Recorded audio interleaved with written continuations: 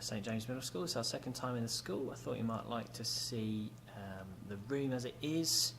At the end of day 2, have a little tour around. We'll show you the prayer stations and show you what we're up to. So this is the room as students see it when they come in.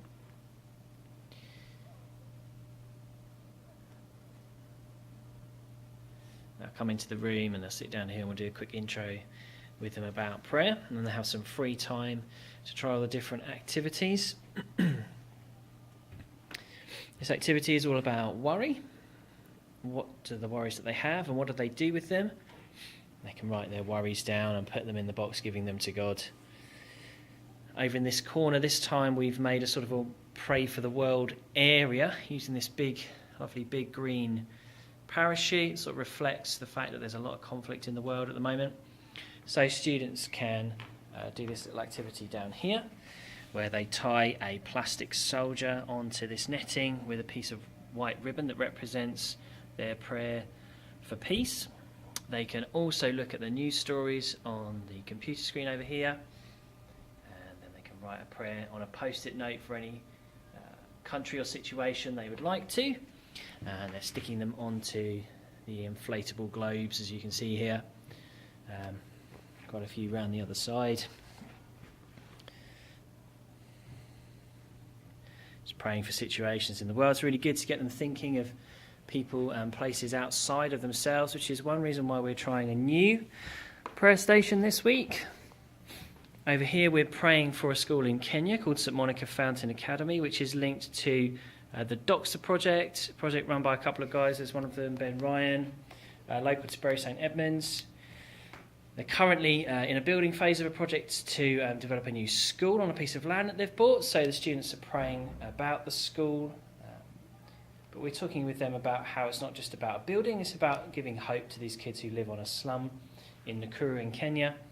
And then they can read about some of the students and write for their particular needs and prayers, thinking about how different their lives are to their own life here in Bury. Around this side, all these clouds are hopes and dreams of the students. The idea being that they think about what they could like to do in the future, if they could do or be anything, but also thinking what will their plan be. If that ultimate dream or hope doesn't work out, what is their plan B? Down here is a forgiveness activity where they listen to an MP3 track. They take hold of a stone and that represents their hurt. If they're ready to let it go, they can put it in the pot. If not, they can put it back on the pile. Over in the middle here is a very popular one, more of an activity than a particular prayer station, I would have said. They work at it in pairs, making a plasticine model of their partner. The idea being that they're able to speak some positivity, some encouraging and affirming words over each other.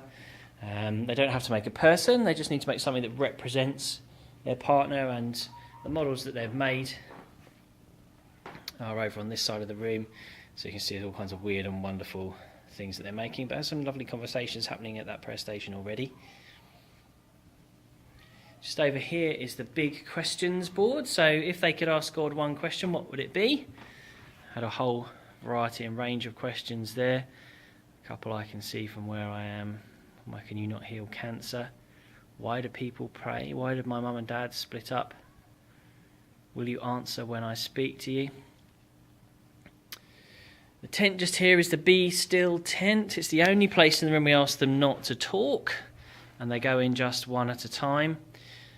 We do emphasise that Prayspace is a listening space as much as a talking space, that prayer is a conversation that's two-way between them and God does want to speak back to them when they talk to him, and that's a good space to stop, be quiet, be still, and just do some listening. Just here is our thank you tree. So all of those leaves, each one represents a student's thank yous, things that they're thankful for.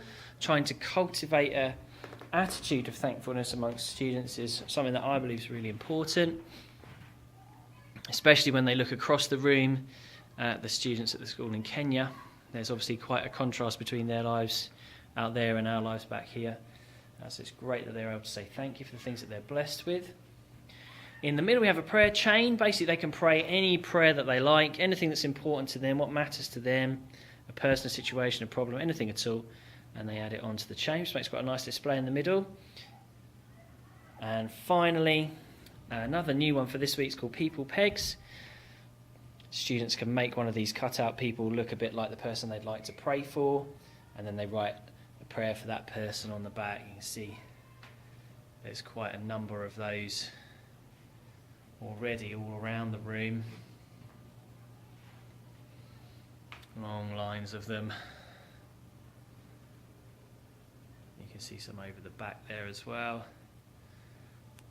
Lots of prayers for people going up. So that's us at St James this week. Hope you've enjoyed a little tour. Do please pray for us. We're having a great time, but we always value your prayer for the work that we do, and we'll see you again very soon. Thanks.